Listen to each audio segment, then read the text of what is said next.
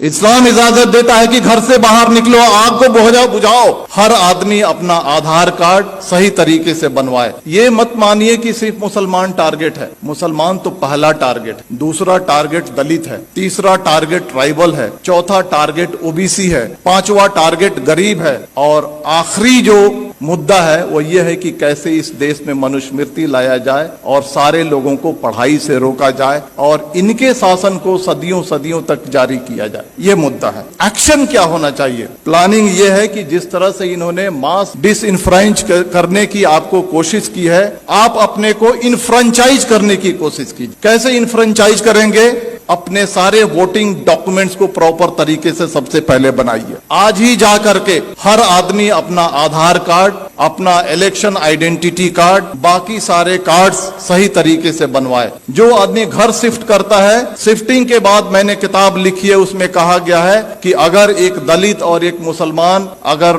अपने घर को शिफ्ट करता है तो उसके नाम को डिलीट कर दिया जाता है। आप जहां पर जाते हैं नए तरीके से अपने नाम को ऐड कीजिए। आपके मेल को फीमेल लिखा जाता है, आपके फोटो को चेंज कर दिया जाता है। बीजेपी के लोग फॉर्म नंबर 7 के थ्रू आपके वोटर आइडेंटिटी कार्ड को चैलेंज करते हैं। बिना इंक्वायरी के इलेक्शन कमीशन आपके वोटर आइडेंटिटी कार्ड को खत्म कर देता है। आप सजग नहीं है। सबसे पहले आप सजग होइए, सबसे पहले अपने कार्ड्स बनाइए। कार्ड्स बनाने के बाद जो वोटर लिस्ट है उसको उठाइए और देखिए कि महमूद आलम अगर लिखा हुआ है तो उसका स्पेलिंग सही है क्या, हम मेल हैं तो मेल है क्या, फीमेल है तो फीमेल है क्या, हमारा फोटोग्राफ है क्या। इन सारी चीजों को इंश्योर कीजिए और इंश्योर करने के बाद आप यूनाइट होइए। और यूनाइट होने के बाद जिस तरह से इलेक्टोरिकली ये सरकार आपके सर पे बैठी है, उसी तरह से इलेक्टोरिकली इस सरकार को उठा के फेंक दीजिए। जिन लोगों ने कहा था माइनॉरिटीज, मुस्लिम्स, क्रिश्चियन, सिख्स, बौद्ध, जैन,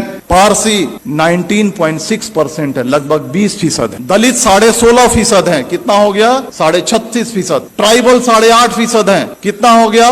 45% हो गया। अगर सेकुलर जो हमारे ओबीसी हैं और सेकुलर जो हमारे अपर कास्ट हैं, अगर इनको मिला दिया जाए तो हमारी तादाद 60 के ऊपर जाती है। और अगर हम चाह लें प्रॉपर तरीके से यूनाइट हो जाएं, प्रॉपर तरीके से अज़्म कर लें, प्रॉपर तरीके से साइलेंट रिवॉल्यूशन के लिए अगर हम तैयार हो जाएं, तो इस सरकार को हम इलेक्टोरिकली उखाड़ फेंक सकते हैं। और इसके लिए आपको तैयार होने की जरूरत। तो मेरे कहने का मतलब है कि दोस्तों, ये जो सारी चीजें जो आपके सामने फैक्ट्स हो रही हैं, ये हिंसा नहीं है, ये मणिपुर नहीं है, ये कश्मीर नहीं है, ये यूसीसी नहीं है, ये सीएए नहीं है। ये एक ही है कि आपको मास स्केल पे कैसे डिसइंफ्रेंचाइज किया जाए, वोट देने के अधिकार से आपको कैसे वंचित किया जाए। इस बात को समझिए, अपने वोटिंग राइट्स को समझिए। आपकी इस देश में कदर और कीमत क्यों है? क्योंकि आप वोट देते हैं। जिस दिन आपके वोटिंग राइट को खत्म कर दिया जाएगा, आप कीड़े मकोड़े हो जाएंगे। चाहे वो कोई भी समाज हो, चाहे वो दलित समाज हो, ट्राइबल समाज हो या माइनॉरिटी का समाज हो। अपने राइट्स को समझिए, अपने डॉक्यूमेंट्स को बनाइए और आने वाले इलेक्शन में मैं कहना चाहता हूं कि वोट करना ये लगना चाहिए कि 100% दलितों ने, 100% मुसलमानों ने, 100% ट्राइबल ने वोट किया है। और अगर आने वाले इलेक्शन में अगर आप वोट नहीं करते हैं तो समझ जाइए कि आप अपने मजहब को धोखा दे रहे हैं, आप अपने देश को धोखा दे रहे हैं। अगर बाहर आग लगी हो और घर के अंदर अगर हम चैन से बैठते हैं, इस्लाम इसकी इजाजत नहीं देता है। देखिए, आपके सामने जो बातें हो रही हैं आज, इस चर्चा सत्र के 2 पार्ट है। एक पार्ट है यूसीसी और दूसरा पार्ट है मॉब वायलेंस। हम दोनों को अलग अलग चर्चा करेंगे। पहला मैं कहना चाहता हूं, हम यूसीसी को हम लेते हैं। आज से 6 महीना 1 साल पहले आपने देखा होगा कि लव जिहाद और धर्मांतरण इस देश का सबसे पहला मुद्दा था। अलग अलग रियासतें अपने अपने रियासत में कानून बना रही थी। कर्नाटक की बीजेपी सरकार कानून अलग से बना रही है, मध्य प्रदेश की सरकार अलग से कानून बना रही है, हरियाणा की खट्टर सरकार अलग से कानून बना रही है, धामी सरकार अलग से कानून बना रही है, योगी सरकार अलग से कानून बना रही है। मैं आपको कहना चाहता हूं कि हिंदू, मुसलमान, सिख, ईसाई ये सारे राष्ट्रीय स्तर के मजहब हैं भारत में। अगर एक मजहब से धर्मांतरण करके अगर कोई दूसरे मजहब में जाता है, अगर सरकार को लगता है तो ये राष्ट्रीय समस्या होनी चाहिए, तो सरकार एक कानून बना करके इस समस्या को हल क्यों नहीं करती है? मल्टीपल स्टेट्स में मल्टीपल कानून क्यों बनते हैं? सरकार का मकसद है कि लव जिहाद और धर्मांतरण के जरिए जो हमारा जो सामाजिक स्पेस है उसको कम्युनलाइज किया जाए और जो इलेक्शन का जो माहौल है उसको पोलराइज किया जाए और पॉलिटिकल बेनिफिट उठाया जाए। तो बीजेपी का जो एजेंडा है, चाहे वो लव जिहाद हो, धर्मांतरण हो या 2014 से लेकर के आज तक के जो भी फंडामेंटल चेंजेज आए हैं, ये पॉलिटिकल प्रोजेक्ट है। पॉलिटिकल प्रोजेक्ट किस लिए है? To gain political benefit. उसी तरह से यूसीसी आ रहा है। अगर सरकार को लगता है कि यूसीसी आनी चाहिए और राष्ट्रीय समस्या है, तो आसाम का चीफ मिनिस्टर हिमंता बिस्वा शर्मा क्यों कहता है कि हम पॉलीगेमी पे कानून बनाएंगे?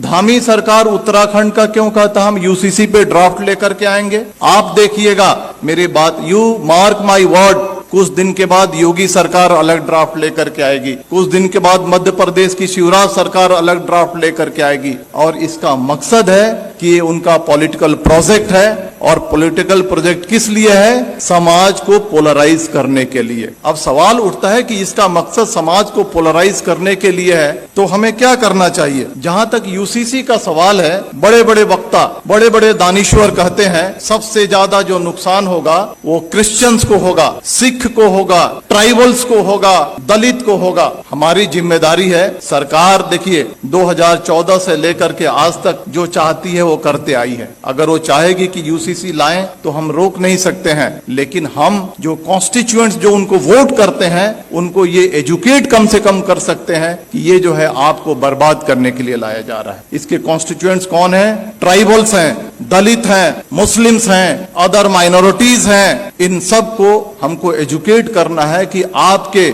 Different language, different culture, different रहन सहन आपके मजहब को बर्बाद करने के लिए लाया जा रहा है। और ये हिंदू कल्चर नहीं थोपा जा रहा है, ये brahmanical mindset, upper caste Hindu mentality को कमजोरों पे थोकने की ये साजिश है। इसके लिए हमको देश को आगाह करने की जरूरत है। अब आते हैं मॉब वायलेंस में, क्योंकि वो ज्यादा देश के सामने एक बड़ा समस्या है। आपने देखा होगा कि जब भी मॉब वायलेंस होता है तो इसके दो पार्ट हैं कि जो बातें रिपीट हो रही हैं उसको बोलने की जरूरत नहीं है। जो पेपर में आता है, जो सोशल मीडिया पे आता है, जो वक्ताओं ने कहा, it's a matter of record, उसको रिपीट करने की जरूरत नहीं। हम क्या नया रखते हैं उसका ज्यादा महत्व है। मॉब वायलेंस के दो पार्ट हैं, एक जो एक्चुअल जो विजिलेंटे ग्रुप और एक सरकार जो खामोशी से उसका सपोर्ट करती है। जो विजिलेंटे ग्रुप है, जो एक्चुअल क्राइम कमिट करता है, आज फ्रीली घूम रहा है, हथियार कलेक्ट कर रहा है, क्राइम कर रहा है, माइनॉरिटीज पे वार कर रहा है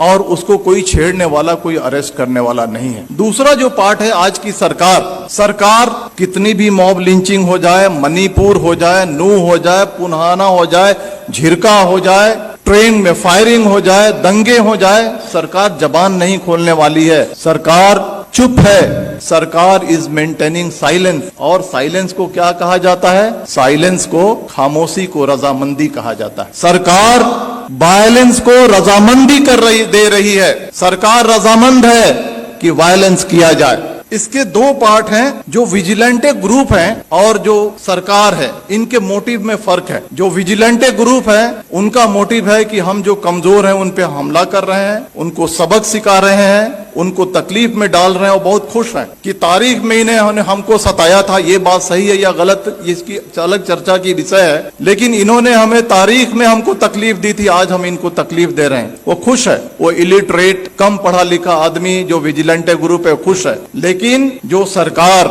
जो ऑर्गेनाइजेशन आरएसएस इस देश को चला रही है, उनका जो एजेंडा है वो एजेंडा बिल्कुल ही अलग है। वो एजेंडा है मास डिसइनफ्रेंचाइजमेंट की, यानी मास स्केल पे आपको वोट देने से वंचित किया जाए। इसको मैं समझाऊंगा, आप मुत्तफिक नहीं होंगे मेरी बातों से, लेकिन मैं समझाऊंगा। 19वीं सदी में सदर्न अमेरिका में gym crow system of mass disenfranchisement लागू किया गया था। कोर्ट ने भी इसकी इजाजत दी थी। यह क्या है कि छोटे मोटे क्राइम में आपको पनिशमेंट हो जाए, किसी तरह की आपने अनुशासनहीनता कर दी, किसी तरह से आपने अपने लाइफ को थोड़ा सा डेविएट कर लिया, इन सारे मुद्दों पे आपको वोट देने की राइट को छीन लिया जाएगा। This is the gym crow system of mass disenfranchisement. वही सिस्टम सरकार धीरे धीरे इस देश में लागू करना चाहती है। चाहे वो कश्मीर का मुद्दा हो, चाहे वो मणिपुर का मुद्दा हो, चाहे वो बुलडोजर का मुद्दा हो, चाहे वो CAA का मुद्दा हो, चाहे वो UCC का मुद्दा हो।